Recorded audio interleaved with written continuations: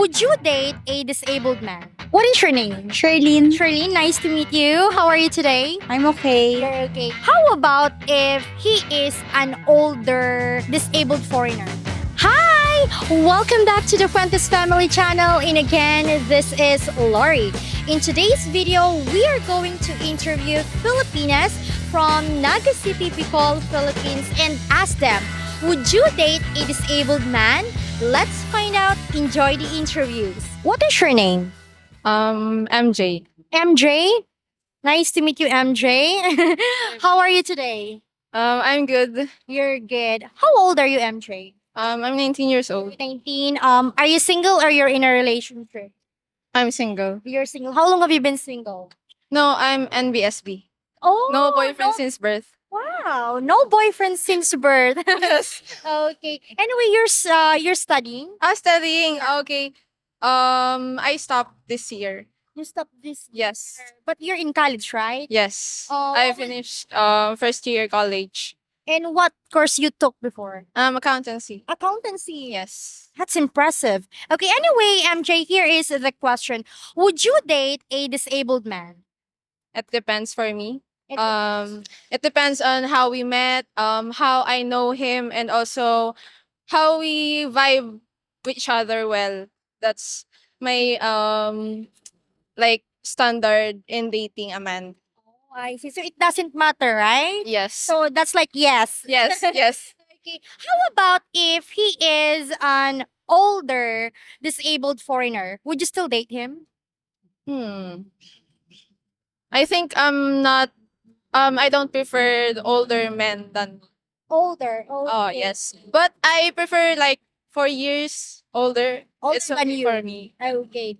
And even he's foreigner, it's fine, right? Yes. Okay. But you prefer 4 years older than you. Yes. I see. What is your name? Hi, I'm Maria Samantha Santiago. Maria. That's a very beautiful name. Nice to meet you. How are you today, Maria? I'm good, thank You're you. good. I'm glad to hear that. How old are you? I'm currently 26 right now. 26 years old. So that means you're working already, right? May we know what's your job? Pharmacy assistant in Mercury Drug. That's very cool. Pharmacist, right? No, pharmacy Assistant. assistant. Yeah. What's that? Like what do you do? Assisting customer. What kind of medicine they want to buy. Oh, that's what it is. Okay. Anyway, here's the question. Would you date a disabled man? Yeah, why not? May we know why? Love is not uh, whether it is disabled or normal people. Love is It doesn't matter, right? yeah. Love is what? She's shy. Okay, yeah, you can say Tagalog or Bicol. So what is love? Ang love naman kasi hindi naman yan sa tao na Nakabase. nakabase sa personal na sa ano yan sa personality yan. Kung mabait siya or responsible kasi yan naman ang hinahanap ko, responsible talaga. And wala man sa physical. Oh, so what she said is love is not about if he is disabled or normal, right? For her, he's looking for like someone that is responsible, and she based on someone's trait, right? Okay. How about if he is an older disabled foreigner? Would you still date him? How old? How old? Maybe Senior? 60 or 55? Uh, maybe, I don't know. Maybe you don't know. Yeah. Okay. Well, she said that it doesn't matter, right? Yeah. What is your name? I'm Michelle po. Well, nice to meet you. How are you today? I'm good po. I'm a bit tired because of the event of the school, pero I'm good. You look so beautiful today, Michelle. Okay. You're studying, right? Yes po. What course are you taking? BS Accountancy po. Accountancy. Wow. Okay. Are you single or you're in a relationship? Single po. You're single. How long have you been single? Since birth. So no boyfriend since birth. Yes po. Wow. Okay. Anyway, Michelle, here is the question: would you date a disabled man? Yes po, because we all deserve to be loved, and despite who we are and what we are, we are deserving to be loved. And it's not it's not the matter of how we who we are, or despite the disabilities that we have. It's the genuine love that the person will give us, and we will take it then. That's a very beautiful answer. I love that, Michelle. Okay, how about if he is an older disabled foreigner? Would you date him?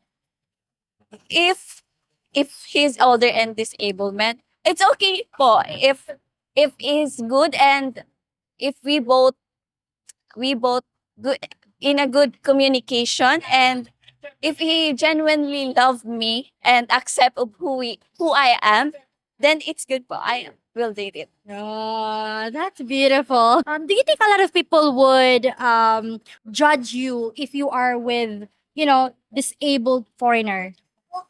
I think they will judge me, but it doesn't matter, because I and that person is only involved in that relationship, and if I know that it's genuine, then it doesn't matter what other people think about it. That's very beautiful. Thank you so much, Michelle. Thank you po. What is your name? I'm Jaline. Jonaline, nice to meet you. How are you today? I'm fine. You're fine. How old are you, Jonaline? 19. 19. Are you single or you're in a relationship? Single. How long have you been single?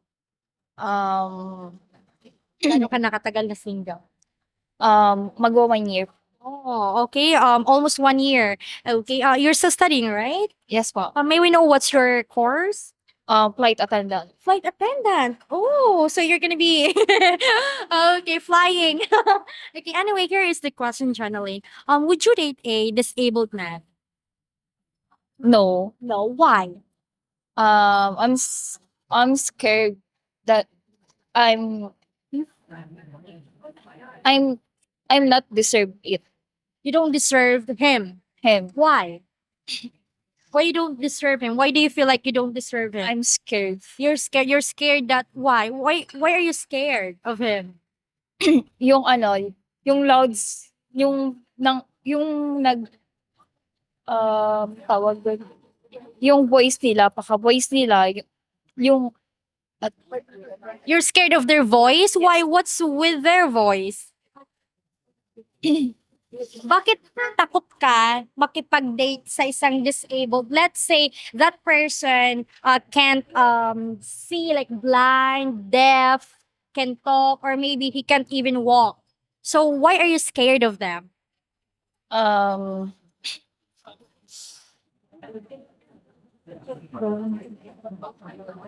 No reason, right? You're just scared. not the reason.